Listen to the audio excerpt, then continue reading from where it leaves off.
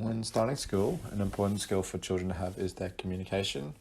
So communication skills can include following instructions. So children will need to be able to listen to their teacher who gives verbal instructions, such as sitting on the mat.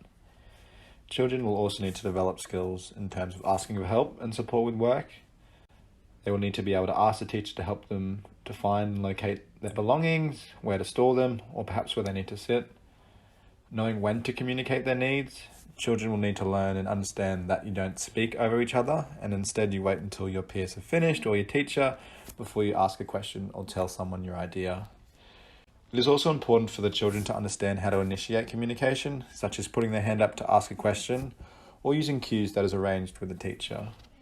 Finally, children will need to be able to communicate their needs for physical needs. So this can look like letting the teacher know when the noises are too loud or when they can't reach for a piece of equipment. Another really important skill for children to have when they start school is their social skills. So school can be a very structured environment within the classroom, and it's often not the place for friendships and socialization. So class time is for listening and following instructions, and then the playground is for playing and making friends. So children may need some support by role-playing or modeling how to initiate friendships in the playground, and you can also assist them by implementing behavior rules and expectations with visuals. A child's physical health and well-being influences on how motivated they are when they attend school. Fine and gross motor skills are two major factors that will influence on a child. So developing fine motor skills such as tying shoelaces, scissor skills, handwriting, this will help to promote and increase a child's participation in class. Prior to beginning school, fine motor skills can be enhanced at home by playing with Play-Doh, drawing with crayons, and cooking. In terms of gross motor skills, working on skills related to mobility, balance, and coordination will also have a positive influence on a child's participation and motivation. Prior to beginning school, you can enhance these skills by playing catching, rolling, and throwing games with a softball, going on adventures around parks and playgrounds, and coming up with home obstacle courses. Emotional maturity affects the way a child can cope and display their feelings and emotions. For example, displaying anxiety, frustration, and confusion of what is required, and asking for assistance. You can support your child's emotional maturity by implementing zones of regulation or helping them identify their emotions. This can be done by talking about how their body feels when they're feeling upset, scared, or confused. Also encouraging the child to ask questions to seek understanding of what behavior is required when becoming confused. Prior to school beginning, you can practice the following things with children: packing school bag, lunchbox, drinks bottle.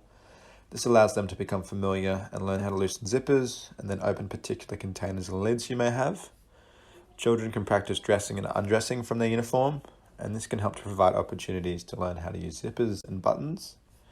You can also come up with a plan to have a spare uniform in a plastic Ziploc bag, and then this can help in scenarios where clothes become soiled. Practice learning the teacher's name and, if possible, other children's names if you've met them in a transition session. Encourage and practice wearing a hat, and have a discussion about the no hat, no play rule. And finally, you can walk through the school prior to attending.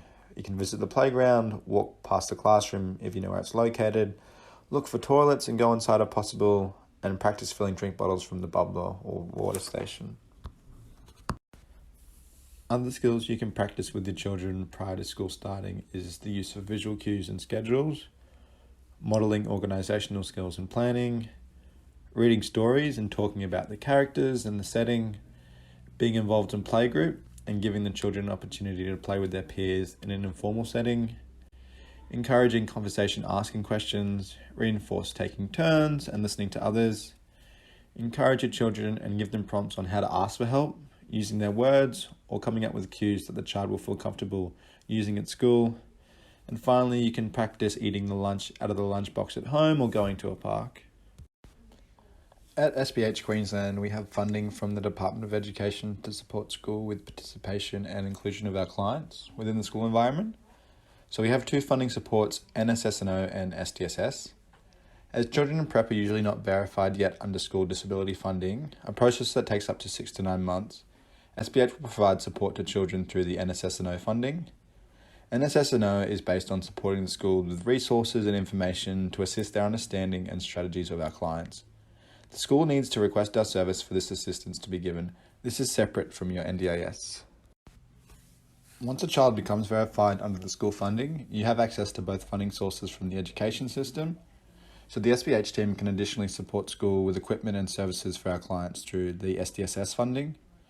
Through that funding, we can provide therapeutic equipment to assist the individual student with many aspects of school life, including work in the classroom, social skills development, accessing school facilities, extracurricular activities such as excursions, camps, assemblies, and carnivals. We can also provide services to assist the individual student with assessments, environmental scans, toileting support, individual education and curriculum plans, and transition consultation.